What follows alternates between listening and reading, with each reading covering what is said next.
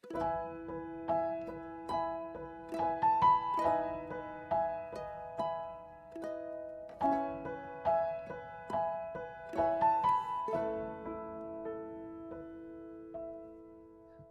mari kita berdoa. Bapa, terima kasih Tuhan buat anugerah-Mu. Kami boleh ada hari ini semua karena anugerah Tuhan. Bapa, kami tahu kasih-Mu cukup bagi kami. Kasih-Mu cukup memelihara hidup kami. Kasih-Mu cukup untuk menjagai kami di masa sulit sekalipun. Kami tahu dan percaya Tuhan beserta dengan kami. Dan itu cukup bagi kami Tuhan. Biar sore hari ini Tuhan hadir bersama dengan kami dan Engkau memberikan kami rahasia-rahasia firman-Mu untuk kami boleh semakin kuat dalam hidup ini. Urapi hamba-Mu yang tidak ada apa-apanya Tuhan. Sampaikan isi hati-Mu bagi kami. Dalam nama Yesus kami buka hati bagi firman Tuhan. Haleluya. Amin, amin, amin. Iya, shalom. Bagaimana kabarnya? Semuanya baik, luar biasa. Iya, hari ini saya memberi tema firman Tuhan tentang tawar hati, ya. Saudara, ya tawar hati. Seringkali kita itu mendengar kata tawar hati, ya. Sebenarnya apa sih tawar hati itu? Ya, tawar hati itu ya satu keadaan di mana hati kita itu sudah tidak merasakan apa-apa lagi. Ya, seringkali orang itu dia merasa, apa ya, saya itu kayaknya kenapa ya, kok kayak nggak ada rasa apa-apa ya, namanya aja sudah tawar ya. Saudara, kita buka sama-sama Amsal 24. Nanti kita akan belajar apa penyebab dari tawar hati dan bagaimana ciri-ciri tawar hati dan bagaimana supaya kita tidak tawar hati, ya. Amsal 12, suara saya kedengaran? Bagus? Amsal 24 ayat yang ke-10 berkata begini, Saudara. Amsal 24 ayat 10, jika engkau tawar hati pada masa kesesakan, kecillah kekuatanmu.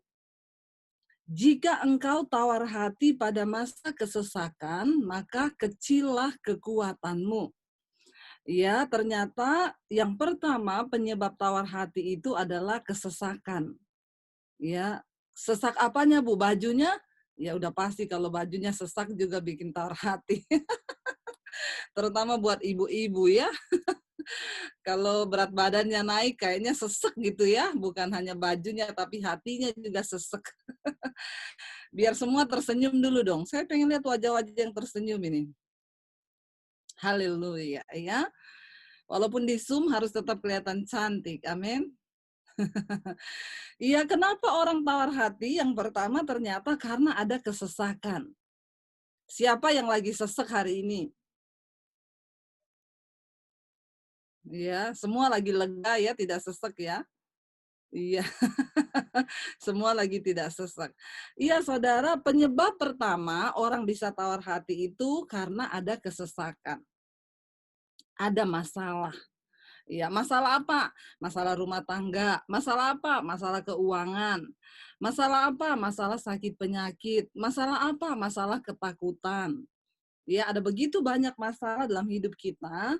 Ya, ya, dan saya yakin saudara ngaku atau tidak ngaku, semua kita hari ini pasti punya masalah. Ya, termasuk saya. Ya, tapi jangan menyelesaikan jangan menyelesaikan masalah tanpa masalah.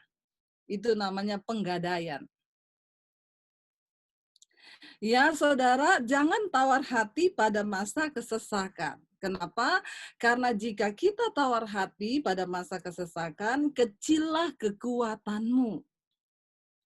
Kita tahu bersama untuk kita bisa menang dari semua persoalan hidup, ya, yang pertama kita butuh yang namanya kekuatan. Semua orang yang berperang itu butuh kekuatan. Nah, ketika kita mau berperang tapi kita kehilangan kekuatan atau kekuatan kita kecil, maka sudah pasti kita kalah. Bagaimana bisa menang? Orang kekuatannya aja nggak ada. Ya, atau ada tapi kecil. Ya, kenapa kita nggak boleh tawar hati? Karena kita membutuhkan kekuatan menghadapi setiap kesesakan di hidup kita. Ya, bagaimana supaya kita bisa kuat? Jangan tawar hati. Ya, lalu bagaimana sih ciri-ciri orang yang tawar hati itu? Supaya kita bisa mendeteksi secara dini. Siapa tahu ternyata, oh saya juga lagi tawar hati. Bahaya kalau kita tawar hati. Kita baca sama-sama, Daud pernah mengalami yang namanya tawar hati itu, ya, di dalam Mazmur 13 ayat yang kedua. Mazmur 13 ayat yang kedua, Daud berkata begini, "Berapa lama lagi Tuhan, ya, kau lupakan aku terus-menerus? Berapa lama lagi kau sembunyikan wajahmu terhadap aku? Berapa lama lagi aku harus menaruh kekhawatiran dalam diriku dan bersedih hati sepanjang hari? Berapa lama lagi musuhku meninggikan diri atasku?" Daud pernah mengalami yang namanya tawar hati. Kenapa dia dikejar-kejar mau dibunuh? Kenapa Daud merasa tawar hati? Karena Daud merasa dia adalah orang yang benar di hadapan Tuhan. Dan Alkitab berkata memang Daud itu benar, karena itu roh Allah ada atas dia. Ya, tetapi ketika dia menjadi orang benar, ternyata banyak yang mau bunuh dia. Saudara, jangan pernah bertanya, Tuhan, aku ini udah hidup benar. Saya tuh salah apa sih, Bu? Ya, ada ibu-ibu yang tanya sama saya, Bu, salah saya apa, Bu? Suami saya selingkuh. Ya, dia tidak menafkahi saya. Saya ini orang sudah berdoa, saya tidak selingkuh, saya menjaga hidup kudus. Salah saya itu apa? Saya bilang, salah pilih suami. Ya, terus kalau sudah jangan ketawa ibu-ibu ya. Tapi saya berharap ya setiap kita tidak salah. Tidak pernah ada rancangan Tuhan yang salah. Sekalipun awalnya mungkin kita salah memilih, tapi percayalah Tuhan bisa mengubah kutuk menjadi berkat. Kalau kita mau bayar harga. Pertanyaannya seberapa mahal harga yang harus dibayar? Yaitu sudah resiko. Ya, dari setiap keputusan yang kita ambil.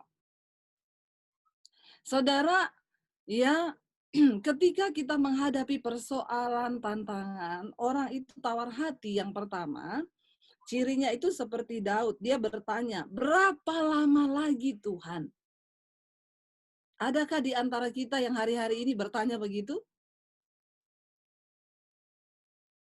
"Berapa lama lagi Tuhan?" Ya, ayo angkat tangan yang lagi bertanya, "Berapa lama lagi Tuhan?" Ya, kalau malu angkat tangan, angkat kaki. Saudara, seringkali ketika kita menghadapi persoalan, adalah sifat dari semua manusia itu pengen cepat, ya, pengen sesuatu yang instan. Waktu menghadapi persoalan, kita pengen masalah kita cepat selesai. Kita pengen suami kita cepat bertobat. Kita pengen utang kita segera lunas. Kita pengen anak-anak kita segera dipulihkan. Lalu ketika kita sedang bergumul, kita berdoa, mungkin kita berpuasa, tapi belum dijawab-jawab, lalu kita mulai bertanya, berapa lama lagi Tuhan? Ini ciri yang pertama orang yang mulai tawar hati. Ya, mulai tawar nih. Ya, berapa lama lagi Tuhan? Suamiku engkau pulihkan. Saudara, bagi Tuhan, menjawab persoalan kita itu terlalu mudah. Semudah dia hanya berfirman. Kalau Tuhan bilang hari ini suami kita bertobat, bertobat nggak? Iya. Hari ini Tuhan bilang utang kita lunas, lunas nggak? Nggak percaya. Kok kurang yakin ya? Atau sudah tidak ada utang semua ya? Haleluya, puji Tuhan 12 kali. Ya, saudara kita tuh kan kepengen cepat dan memang nggak ada yang mustahil bagi Tuhan. Kalau hari ini Tuhan bilang penyakit kita sembuh, sembuh nggak? Sembuh. Tapi persoalannya bagi Tuhan menjawab semua yang kita mau itu cepat. Yang menjadi sulit bagi Tuhan mengubah sikap hati kita. Dan ingat, Tuhan itu nggak tertarik dengan semua jawaban-jawaban doa kita yang sifatnya hanya di luar. Tuhan tertarik dengan sikap hati kita yang ada di dalam. Kenapa saudara? Karena Alkitab berkata Tuhan itu Tuhan yang melihat hati. Ya, seringkali kita tahu ayat ini tapi kita ya tidak sungguh-sungguh memahami. Ya, Tuhan kita Tuhan yang melihat hati, karena itu dia lebih tertarik dengan sikap hati kita ketimbang hanya menjawab doa-doa kita. Ya, mari kita mengubah sikap hati kita. Berhentilah bertanya, berapa lama lagi Tuhan? Berapa lama lagi Tuhan? Ya, harusnya kita nggak bertanya begitu, Tuhan, terserah Tuhan, mau dijawab atau tidak dijawab, aku tetap percaya pada Tuhan. Saya mau kasih gambaran buat kita, saudara, orang yang sikap hatinya sudah dirubah. Kemarin ada seorang yang bertanya kepada saya, Bu, saya bersyukur setelah ikut mesbah doanya Ibu, jadi saya ini setiap malam kan ada live streaming mesbah doa. Sebenarnya ini jam 8 malam saya ada live streaming. Tapi demi saudara, tadi saya sudah syuting duluan. Ya, biasanya itu saya selalu live ya, tapi demi saudara ini yang meminta malam hari ini, jadi saya tadi syuting duluan, jadi jam 8 ini tetap tayang di channel saya. Dia bilang gini, Bu, saya bersyukur dapat channel Ibu. Dulu, saya ini kan ada saya kena kanker, Bu, kena cancer. Terus saya itu sudah berobat. Jadi setiap berapa bulan itu saya harus dicek lagi apakah sel-sel cancer itu sudah tidak ada, bersih atau tidak. Dulu ya Bu, setiap kali mau dicek lagi, saya sangat itu menjadi satu peristiwa yang mendebarkan hati saya. Kenapa? Karena saya takut mendengar dokter bilang, aduh Bu, sel kankernya masih ada. Dan itu sangat membuat hati saya resah dan akhirnya saya drop. Tapi Bu, sejak saya menemukan channel Ibu dan saya ikut mesbah doa setiap malam, ya, besok itu Ibu, kata dia, saya harus cek. Tapi saya heran, Bu. Bagi saya udah nggak peduli lagi sama hasilnya. Bukan itu yang mengganggu hati saya, bukan. Sekarang ini sejak saya mendengarkan firman-firman yang Ibu sampaikan, sekarang ini saya fokus bagaimana hidup berkenan pada Tuhan. Jadi saya sudah tidak terlalu peduli dengan hasil itu, saya mengharapkan yang baik, Bu. Tapi itu bukan lagi sesuatu yang mengganggu damai sejahtera saya. Karena sekarang saya memandangnya begini, Bu, bagiku itu hidup Kristus, mati adalah keuntungan. Wow, ya, seseorang yang hatinya dirubah Tuhan. Tadinya dia tawar hati, dia tanya, "Kenapa Tuhan? Kenapa saya begini? Sampai kapan? Kapan Tuhan? Sampai kapan? Sampai kapan?" Akhirnya dia makin stres, makin depresi dong. Sakitnya bukannya malah sembuh, karena Alkitab berkata, hati yang gembira itu obat yang manjur. Tapi bagaimana kita bisa hatinya gembira kalau dipenuhi dengan ketakutan, kecemasan, kekhawatiran. Hari-hari ini semua orang takut dengan virus corona. Ya, dan ingat saudara, yang lebih berbahaya dari virus itu adalah ketakutan yang lagi disebar sama virus corona. Saya hari-hari ini sudah keluar-keluar kemana-mana. Saya tadi baru pulang dari Lembang. Orang tanya, "Ibu berani keluar?" Iya. Tapi tetap pakai, ya, jaga kesehatan, tetap ikuti semua prosedur yang ada, pakai masker, cuci tangan, selebihnya ya sudahlah, hidup ini Tuhan yang punya. Amin. Mau sampai kapan kita ini terkurung? Saya mendengar ada begitu banyak jemaat yang di rumah tiap hari ketakutan, nggak berani kemana-mana, akhirnya berantem sama suami, berantem sama anak, ribut di rumah. Saudara, semakin engkau mengurung diri, sistem imunmu semakin lemah loh. Halo? Ya jangan terlalu dikuasai ketakutan, keluarlah bersepeda di halaman rumah, ya pakai masker, jaga kesehatan, tapi tidak usah terlalu takut berlebihan. Ya, bagi saya hidup Kristus, mati keuntungan, tapi jangan cari-cari mati. Saya terlalu percaya hidup mati saya ada di tangan Tuhan, amin. Ya, jangan sampai kita dikuasai. Ingat loh firman Tuhan berkata, ini yang lagi disebar adalah roh ketakutan. Kalau kita takut, hati kita ciut, tawar, kita nggak bisa berperang. Dan itu senjatanya iblis. Ya, makanya saya khotbah, saya bilang, dulu saudara tiap hari ketakutan karena nontonnya tiap hari corona, corona, dan corona. Sekarang saya nggak mau. Saya nyanyi memuji Tuhan. Saya nggak tahu tuh kabar-kabar tentang corona lagi.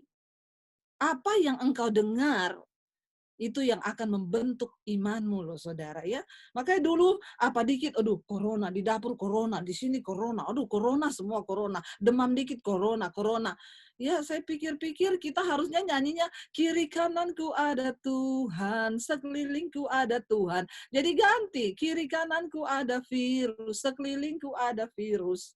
Lama-lama mati kita saudara, bukan karena virus tapi karena ketakutan. Lalu ya dia berkata, "Bu, ketika saya hatinya dirubah Tuhan, bagi saya bukan hasil hasil tes saya yang penting." Ya, kenapa? Karena saya tahu yang harus saya kejar hidup berkenan pada Tuhan dan hari-hari ini saya bersuka cita. Saudara lihat ketika orang hatinya dijamah Tuhan, saudara, ya, ada seorang ibu dari pagi yang konseling sama saya, "Bu, suami saya nggak berubah-berubah sampai kapan?" Ibu, berhentilah fokus kepada suamimu, fokus sama Tuhan. Amin, ibu-ibu. Ya, karena itu jangan terlalu mencintai suami lebih daripada mencintai Tuhan. Hello. Maaf ya bapak-bapak, ada berapa bapak-bapak malam hari ini. Benar, jangan cintai apapun melebihi kita mencintai Tuhan. Saya bilang ibu fokus sama Tuhan. Doa sungguh-sungguh fokus sama Tuhan. Nggak usah lihat suami yang masih selingkuh, masih ini. Ibu fokus sama Tuhan. Ya, kejar perkenanan Tuhan. Sampai hatimu dirubah Tuhan.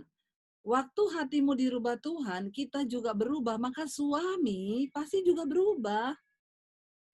Kita nggak pernah bisa mengubah orang, ya, tetapi kita bisa merubah diri kita sendiri.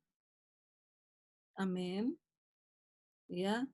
Saudara, firman ini berkata, orang yang tawar hati, ciri yang pertama dia bertanya, berapa lama lagi Tuhan, engkau melupakan aku terus-menerus, alay banget nggak? Alay. Ya, masa Tuhan lupa loh. Tuhan lupa nggak saudara? Ya, kita nih yang merasa alay aja, kok Tuhan melupakan aku. Aduh, terlalu alay, lebay kata malaikat. Lebay lu, kalau Tuhan lupa udah mati kali. Bener apa bener?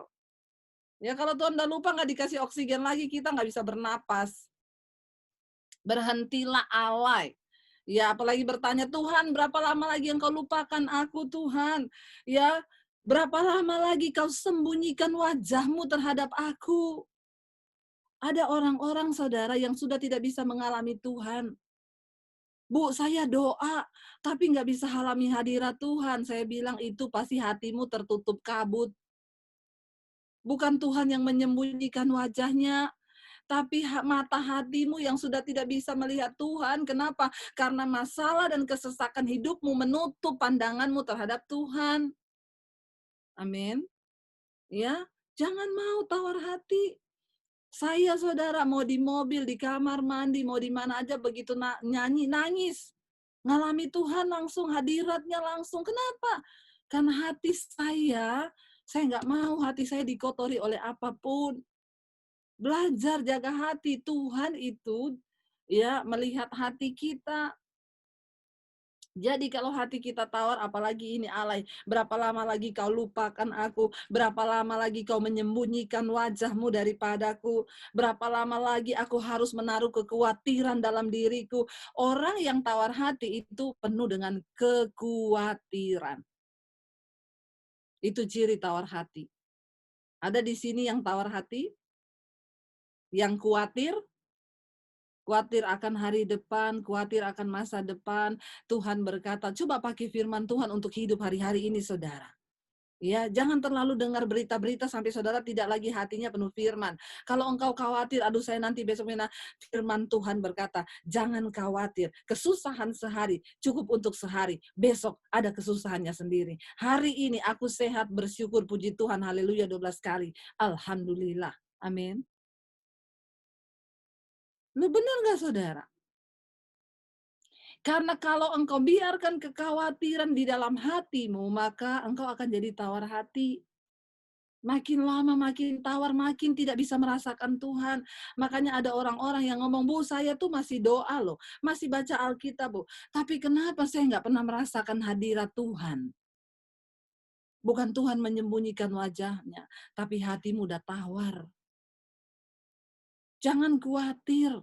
Kalau Alkitab udah bilang jangan khawatir, ya udah nurut aja. Lawan kedagingan kita berusaha, aku tidak mau khawatir. Aku mau percaya pada Tuhan. Ya, Daud pernah merasakan begitu, saudara. Ya, sampai kapan lagi aku bersedih hati sepanjang hari, hatinya itu sedih terus. Ya, sedih terus, saudara. Ya, lalu musuhku meninggikan diri. Nah, saudara, kita akan belajar bagaimana supaya kita tidak tawar hati. Cara kita memandang tuh bagaimana. 2 Korintus pasal yang keempat ayat yang ke-16. 2 Korintus 4 ayat yang ke-16, ya, sebab itu Rasul Paulus berkata, sebab itu aku tidak tawar hati. Tetapi meskipun manusia lahiriah kami semakin merosot, namun manusia batinia kami dibaharui sehari demi sehari. Tips yang pertama supaya kita tidak tawar hati.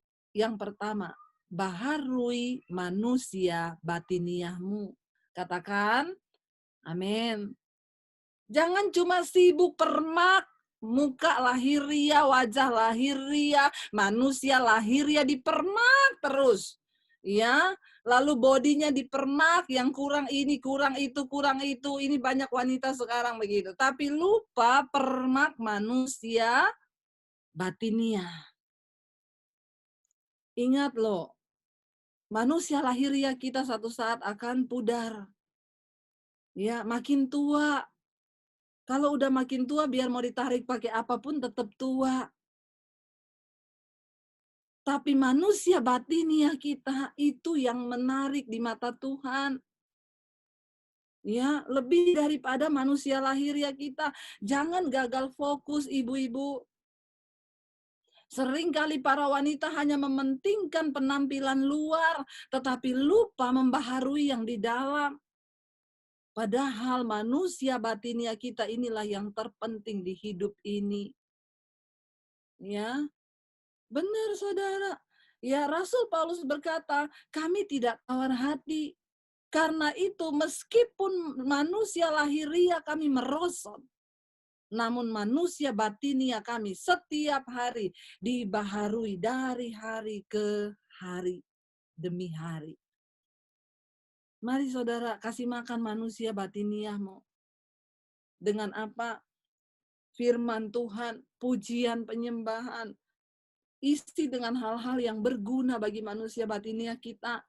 Ya, mari kita mulai buang sakit hati, buang iri hati, buang tekanan ini dan berusaha duduk diam di kaki Tuhan dan berkata, Tuhan, baharui hatiku. Aku mau Tuhan memiliki manusia batiniah yang indah di mata Tuhan. Ingat saudara, manusia lahiriah kita mau dipertahankan sampai berapa lama pun, tetap manusia lahiriah. Kulit ini satu saat akan keriput. Ya, benar nggak? Benar. Jangan sampai jadi stres. Waktu keriput malah stres. Akhirnya nggak berbahagia. Ya, malah semakin tertekan. Mulai belajar dari sekarang. Tuhan tertarik dengan manusia batiniah kita, ibu-ibu. Tuhan mau lihat manusia batiniah kita, hati kita yang terus-menerus, yes Tuhan, aku percaya. Aku mau percaya pada Tuhan, Engkau dahsyat, Engkau luar biasa. Firman-Mu tidak ada yang gagal. Terus perkatakan firman Tuhan. Ya, jangan hanya bersolek mendandani manusia lahiriah kita. Ya, tetapi kita lupa mendandani manusia batiniah kita dengan perhiasan roh yang lemah lembut, yang kuat, tidak khawatir, ya tidak takut pada segala keadaan. Tapi kita mau tetap percaya pada firman Tuhan. Bangun manusia batiniahmu, saudara. Saudara, hari-hari ini semua akan digoncang. Tidak ada pilihan lain kalau kita mau tetap kuat bertahan. Bangun manusia rohanimu. Hari ini semua lagi digoncang. gereja digoncang, hamba Tuhan digoncang, doktrin digoncang. Semua sedang digoncang dan dimurnikan Tuhan. Ya, kalau kita tidak membangun manusia rohani kita, ya hari-hari ini dengan tidak adanya orang beribadah ke gereja, semua kelabakan, bingung, takut. Ya, tapi saya bilang, waktu manusia rohanimu kuat, engkau nggak perlu takut. Ya, bangun nomor satu hubungan pribadi kita dengan Tuhan. 2 Korintus pasal 4 ayat 16 berkata, sebab itu kami tidak tawar hati, tetapi meskipun manusia lahiriah kami semakin merosot, namun manusia batinia kami dibaharui dari sehari ke sehari. Mari baharui manusia batiniahmu. Itu yang menarik di mata Tuhan. Ya, bangun terus saudara, bangun, ayo. Melihat keadaan zaman ini, terus bangun manusia batinnya. Aku mau bangun Tuhan, aku mau bangun manusia rohku, aku mau bangun manusia batinnya aku. Yang kedua saudara, bagaimana supaya kita tidak tawar hati? Ayat 17, ya, tadi ayat 16, 2 Korintus 4 ayat 17 berkata begini. Ya, sebab penderitaan ringan yang sekarang ini mengerjakan bagi kami kemuliaan kekal yang melebihi segala-galanya jauh lebih besar daripada penderitaan kami. Yang kedua, ya sadarilah saudara bahwa ada kemuliaan yang menanti kita. Kemuliaan yang melebihi penderitaan ringan. Alkitab berkata, semua yang kita alami hari-hari di dunia ini adalah penderitaan ringan. Bilang sama-sama, penderitaanku ringan. Amin. Kalau saudara bilang berat, jadilah berat. Tapi kalau kita mau bilang penderitaanku ringan, aku mau hadapi bersama Tuhan, pasti bisa. Maka engkau pasti bisa menghadapi. Ya, pandanglah penderitaan kita sebagai penderitaan ringan yang apa? Yang tidak akan melampaui kemuliaan kekal yang akan kita terima kalau kita menang dari setiap persoalan hidup. Saudara, mau masuk tentara aja ada audisinya loh. Ya, mau ikut lomba pertandingan apa aja semua ada audisi. Apalagi mau masuk surga. Oh, haleluya. Ya, sebab penderitaan ringan yang sekarang ini, perkatakan saudara, sebab penderitaanku sekarang suamiku selingkuh ringan. Sebab penderitaanku sekarang masalah hutang itu ringan. Ya, dan kami tahu itu sedang mengerjakan bagi kami kemuliaan kekal yang melebihi segala-galanya. Itu jauh lebih besar daripada penderitaan kami. Kenapa Tuhan izinkan kita menderita? Penderitaan itu terjadi ada 3. Yang pertama dari setan. Yang kedua memang Tuhan izinkan. Yang ketiga itu karena kesalahan kita sendiri. Ya. Jadi yang pertama itu Tuhan izinkan. Yang kedua itu dari setan. Yang ketiga itu dari diri sendiri. Ya. Kalau kita melakukan kesalahan karena dari diri kita sendiri, Tuhan izinkan kita jatuh dalam malapetaka atau pencobaan, itu Tuhan mau supaya kita belajar. Supaya kita belajar untuk kita ini bisa, tadi dikatakan mengerjakan bagi kami. Penderitaan sekarang ini yang kita sedang alami itu, ya sedang mengerjakan bagi kami kemuliaan kekal. Penderitaan yang saudara alami sekarang, itu sedang mengerjakan kemuliaan kekal loh. Wow, enggak? Ketika kita tahu rahasia di balik semua penderitaan yaitu kemuliaan. Ada kemuliaan yang menanti kita. Penderitaan kita sekarang ini sedang mengerjakan kemuliaan kekal bagi kita, saudara. Yang nilainya jauh melebihi segala-galanya. Yang nilainya jauh lebih besar daripada penderitaan kami, itu kemuliaan yang akan nanti kita terima. Yuk kita percaya dan lihat dengan cara pandang Tuhan. Bahwa penderitaan, supaya kita tidak tawar hati menjalani hidup ini. Ya, lihat bahwa Tuhan itu sedang mengerjakan satu pekerjaan besar bagi kita. Yang berikutnya ayat 18, sebab kami tidak memperhatikan yang kelihatan, melainkan yang tak kelihatan. Karena yang kelihatan adalah sementara, sedangkan yang tak kelihatan adalah kekal. Makanya ibu-ibunya bilang, Bu, tapi suami saya selingkuh di depan mata saya. Jangan perhatikan yang kelihatan. Memang sakit, tapi kita harus mulai belajar. Kenapa? Mari belajar melihat dengan mata iman kepada sesuatu yang tidak kelihatan. Saudara, saya melayani seorang ibu, suaminya selingkuh dengan pembantunya. Ya, dan dia terpukul sekali karena ibu ini cantik sekali dan dia itu wanita karir.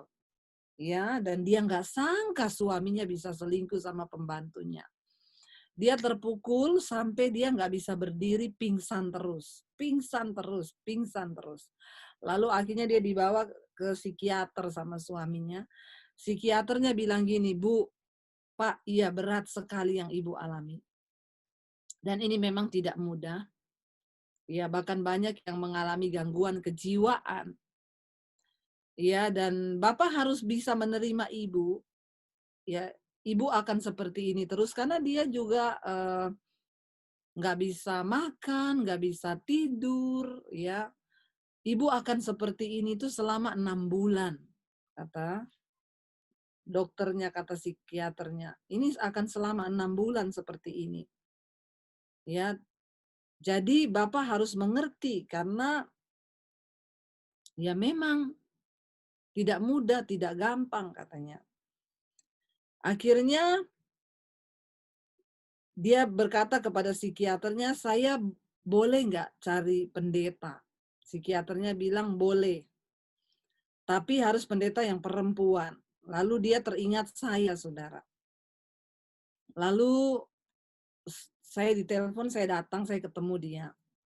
Lalu dia cerita semuanya kepada saya. Dia bilang, Bu, saya lemas, Bu, saya terpukul, Bu. Saya sekarang kalau tidur harus pakai obat tidur, Bu. Dan berat badan saya langsung turun drastis. Saya mau gila rasanya, Bu. Terus dia tanya sama saya, Ibu tahu suami saya selingkuh sama siapa? Saya bilang, saya tidak tahu.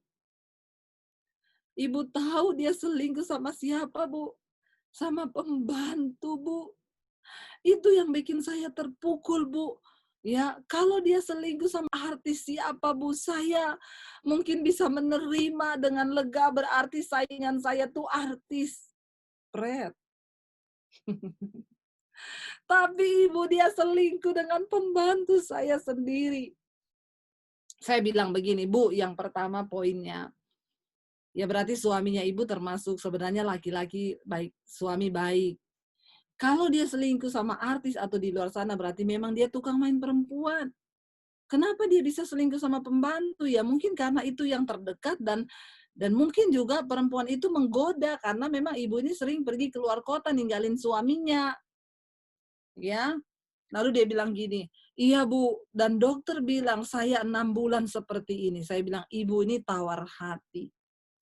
Alkitab berkata kalau engkau tawar hati, kecil kekuatanmu, Bu. Iya, bisa gila. Terus dia bilang, kata dokter saya harus 6 bulan seperti ini. Itu pun belum tentu sembuh. Jadi saya harus minum obat tidur selama 6 bulan. Dan saya lemes seperti ini, saya akan pingsan-pingsan. Terus saya bilang gini sama dia, Bu, stop. Ibu mau 6 bulan seperti ini? Kalau sembuh, puji Tuhan, kalau enggak gila. Mau enggak? Saya enggak mau. Ibu mau sembuh sekarang? Sebenarnya itu kuncinya cuma di ibu sekarang, karena suaminya sudah bertobat. Dan suaminya itu di depan saya juga, dia nangis, dia berlutut di kaki istrinya, dia minta maaf, dan ternyata memang pembantu itu sering pergi ke dukun, bawa pulang air ditaruh di gelas aqua. Diminumin ke bapak ini, saudara. Jadi saudara, saya melihat suaminya sudah bertobat, tapi istrinya yang benar-benar hatinya tuh tawar dan akhirnya saya bilang, Bu, hari ini, ya kalau ibu mau disembuhkan, hati ibu, buka hati buat Tuhan. Ibu perkatakan diri ibu sendiri, aku mau sembuh hari ini juga. Lalu kita berdoa saudara, ya dia nangis, dia dilawat Tuhan hatinya. Dan saya kaget malam itu suaminya telepon saya, Bu, terima kasih Bu. Ya, istri saya sejak didoakan berubah dan dia sejak didoakan ibu itu tidak lagi minum obat tidur. Ya, saudara, sebenarnya tujuan iblis itu, ya, saya baru berapa hari lalu terima telepon dari pasangan suami istri yang sudah menikah 30 tahun. 30 tahun sudah berbahagia, suaminya baik, rumah tangganya baik. Tiba-tiba mantan suaminya yang 30 tahun lalu, tiba-tiba ya cari nomor telepon suaminya lalu WA istrinya. Dia bilang, "Kamu mau tahu nggak apa yang saya pernah lakukan sama suamimu dulu?" Memang setan ya saudara. Iblis itu memang nggak suka lihat orang berbahagia. Waktu dia mulai WA ke istrinya begitu, saudara, istrinya itu langsung langsung terganggu, istrinya langsung stres, langsung depresi, hanya loh mendengar cerita 30 tahun lalu. Saya sama suamimu pernah ke hotel. Aduh, setan itu memang ada-ada aja ya, makanya jangan main-main sama mantan. Ya, karena mantan itu berbahaya. Jadi dia cari lewat Facebook, ya lalu dia cari nomor HP-nya, lalu dia ketemu. Dia WA lah istrinya, dimasukin lewat inbox di Facebook, padahal dia juga udah punya suami. Saya bilang gini, Bu, Ibu jangan mau ditipu iblis. Ya, itu cara setan untuk mengganggu rumah tangga ibu. Dan suaminya itu telepon saya ngomong, Bu, saya enggak ada apa-apa Bu sama mantan saya itu Bu. Jadi istri saya ini diserang hatinya dan istrinya saudara sudah seperti suaminya itu bikin salah ya dan istrinya sudah terpuruk, nggak bisa tidur setiap hari dia baca-baca apa dia renungkan siang dan malam WA-nya itu perempuan. Direnungkan siang dan malam, dulu saya 30 tahun lalu pernah ke hotel sama suamimu, itu direnungkan, dibayang-bayangkan, saya bilang, "Ibu hapus sekarang kalau perlu blokir nomornya." Iya, dan memang kecenderungan manusia, waktu udah dikasih tahu gitu, pengen tahu, itulah manusia, lalu setelah pengen tahu jadi sok tahu. Lalu suaminya diancam, "Kamu cerita, apa lagi yang kamu lakukan sama dia?" Lucu enggak saudara? Ini masalah 30 tahun lalu loh. Loh bener nggak? Saya bilang, Ibu jangan mau ditipu iblis. Itu persoalan 30 tahun lalu. Ya, saya juga pernah ditelepon mantan suami saya. Ya, dia bilang gini, "Kamu tahu nggak? Ya, pacar-pacarnya suamimu dulu itu cantik-cantik loh." Saya bilang, "Iyalah orang pacarnya, mantan pacarnya aja cantik, apalagi istrinya, pasti yang paling cantik." Maka gondoklah dia. Salah alamat. Ya, saudara jangan mau dibodohin iblis, lalu akhirnya berantem. Lalu suaminya tiap hari, ya suaminya juga stres saudara, lama-lama nggak pulang rumah, tiap mau pulang rumah, udah ditodong. Apalagi, apalagi setelah di hotel kalian ngapain? Ini peristiwa 30 tahun lalu. Memang iblis itu kerjaannya mengungkit, mengintimidasi, mengingat-ingat masa lalu. Ya, lalu akhirnya mereka telepon, saya berdoa. Saya bilang, "Ibu usir setan, jangan bikin setan itu bikin ibu tawar hati, lalu rumah tangga ibu bisa berantakan. Pilihlah untuk berbahagia hari ini." Amin. Buang jauh-jauh hati yang tawar. Kita mau hati kita manis. Karena ada firman Tuhan di dalam hati kita.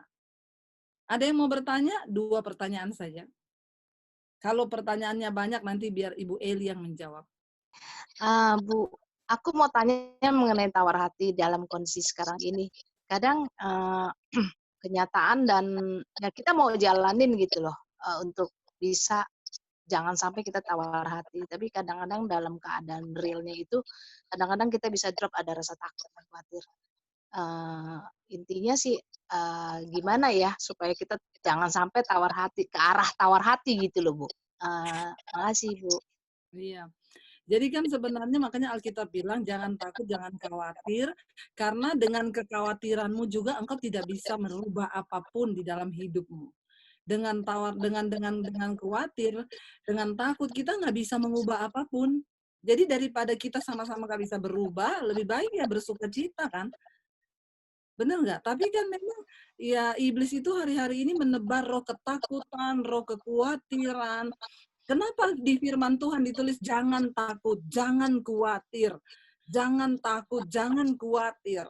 Ya itu kan berarti memang akan ada serangan-serangan itu, tapi Tuhan mau ya, mari kalau saya sih juga berprinsip gitu, benar ya tuh firman Tuhan bilang, dengan kekhawatiranmu kamu nggak bisa menambah sehasta pun pada jalan hidupmu.